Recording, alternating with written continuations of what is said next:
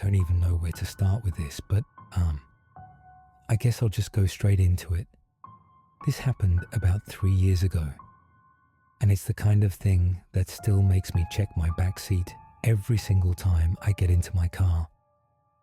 That night, I was driving back home after dropping my friend Megan off from a party.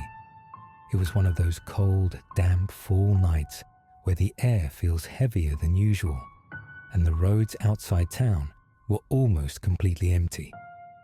There were no streetlights on that stretch, just my headlights cutting through the dark and the occasional glow of a farmhouse way off in the distance. I remember feeling tired but good, like that kind of exhaustion you get after being around people all night. Drained, but in a quiet, comfortable way. The heater was on low, and there was music playing softly, just enough to fill the silence without drowning out the hum of the engine. And then, I glanced into my rearview mirror. At first, I thought my eyes were playing tricks on me. For just a split second, I thought I saw the outline of someone sitting in the back seat. But when I blinked and looked again, it was empty. Completely empty. I laughed it off. Like actually laughed. Because I'd seen enough movies to know I was just being paranoid. It's dark. I'm tired. The shadows in the car are weird, right? Except, a few minutes later, I started to notice something. The temperature inside the car was dropping. At first, it was subtle. The kind of thing you don't consciously notice until goosebumps are crawling up your arms. I reached over and bumped the heater up a little higher, thinking maybe it had switched off or something. But that cold, it wasn't normal. It wasn't like when the air conditioning hits your skin. This was different. It felt heavier, like the air itself was dense and pressing in around me. And then I smelled it. This faint, metallic, almost sweet smell, like rust mixed with something. Rotting. I can't explain it exactly, but I knew that smell didn't belong in my car. I actually rolled the window down for a second, just to get fresh air. But the second I rolled it back up, it was there again, stronger this time. I told myself I was imagining it, but deep down, something in my gut told me I wasn't alone. I checked the mirror again, and this time, I froze. There was someone sitting behind me. Not a shadow, not my reflection playing tricks. A man. I couldn't see his face clearly. It was too dark, but I saw the pale outline of his head, tilted slightly forward, like he was staring down at the floor. His shoulders were hunched, and his hands were resting on his knees, completely still. My chest tightened so hard I couldn't breathe. I didn't scream. I didn't even move. Every instinct in me screamed not to make a sound, not to look away, not to do anything that might let him know I'd seen him. I kept driving. My knuckles were white around the steering wheel, and my pulse was pounding in my ears. I couldn't think. I couldn't process how he got there or when he got in. I'd locked my doors when I left Megan's. I always lock my doors. Finally, I swallowed and tried to keep my voice steady, like I was just talking to myself. I said, "Hey Siri, call 911. And right when the little sound cue went off, my phone died. Fully charged 20 minutes ago, and now, black screen, dead. That's when the man moved. It was subtle, but I saw his head tilt up in the mirror. Not fast, not jerky, just slow, deliberate, like he was finally acknowledging me. I could almost feel his eyes on me, though I couldn't actually see them. I tried to breathe as quietly as possible, but it felt like my lungs were collapsing on themselves. I thought about slamming the brakes, maybe throwing the door open and bolting, but my body wouldn't listen. My legs were locked, my foot glued to the gas. And then he leaned forward, It wasn't fast or aggressive. It was slow, careful. His hands gripped the back of my seat so lightly, it almost looked like he was testing how much pressure he could use without making a sound. And then, right next to my ear, I heard him whisper, "Don't look." I swear to God, I felt his breath on my neck. Something in me snapped. I couldn't handle it. I slammed the brakes so hard that my tires screeched against the pavement. I threw open the driver's door and jumped out, stumbling into the middle of the road. I looked back into the car. Empty. The backseat was empty. No sound, no footprints, no lingering smell. Just silence. I stood there for what felt like forever, shaking so bad I couldn't even hold my keys properly.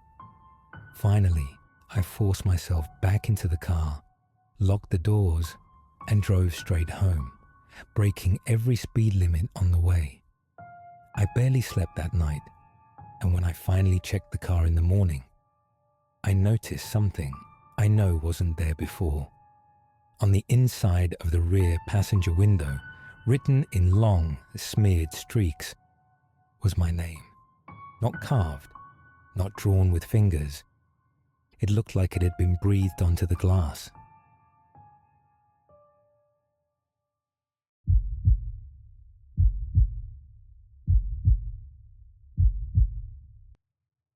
Hey, so this happened last winter, and honestly, I still don't know how to explain it. I haven't talked about it with anyone in my family because, well, I don't think they'd believe me.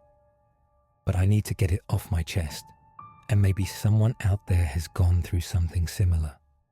I live in a small town in northern Michigan. Winters here are brutal. Heavy snow, freezing winds, long nights where it feels like the sun forgets we exist. That night, it was just past 9 p.m. and I was home alone. My fiancé, Mark, was working late, and I'd curled up on the couch with a blanket, scrolling through my phone while the TV played in the background. Then, I heard the crunch of footsteps outside. At first, I thought it was the wind messing with the snowdrifts, but it wasn't. These were slow, deliberate steps, moving across the frozen ground right up to my front porch. I froze listening, and then there was a soft creak, the sound of weight shifting on my porch boards. I figured maybe it was a neighbor, or maybe someone delivering a package late, so I leaned over to peek through the side window. But the porch light wasn't on, and all I could see was darkness. And then I heard it, a woman's voice, very calm, very soft, almost cheerful. She said my name, Emily. I nearly dropped my phone. I don't know how to explain it, but hearing a stranger outside in the middle of a snowstorm saying my name like she knew me, like she'd been expecting me, it made every muscle in my body lock up. I didn't answer. I didn't move. I just sat there, gripping the blanket, trying to convince myself I misheard. And then she said it again, louder this time. "Emily, open the door." My heart was pounding so hard I thought she could hear it from outside. I finally stood up, grabbed my phone, and tiptoed toward the front door. I was trying to be as quiet as possible, but the old floorboards creaked under my feet. That's when she spoke again. But this time she said something I'll never forget. "Emily, you've changed the curtains." I stopped cold. There was no way she should have known that. We'd just replaced the curtains in the living room 2 days earlier. Nobody had been over since then. I backed away from the door, my hands shaking so badly I could barely hold my phone. I didn't want to call 911 yet. I felt stupid, like maybe this was just some weird misunderstanding. But deep down, something in me knew this wasn't normal. I turned off the TV and just stood there in the silence, trying to listen. And then the footsteps started again.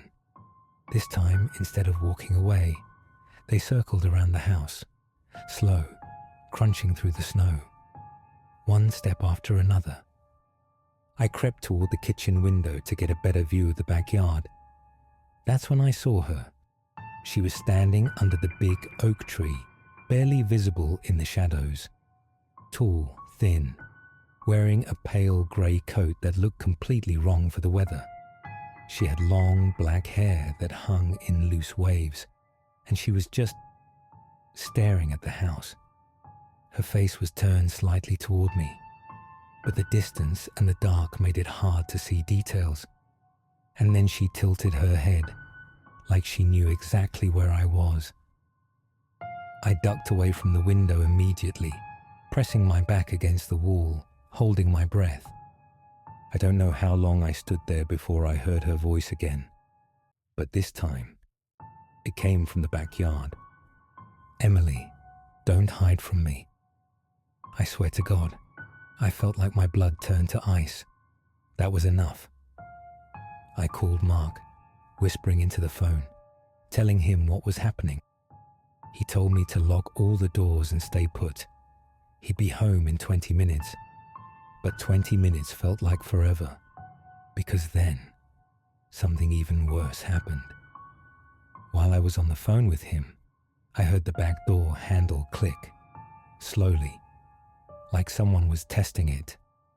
I sprinted over and made sure it was locked, and just as I did, she spoke again.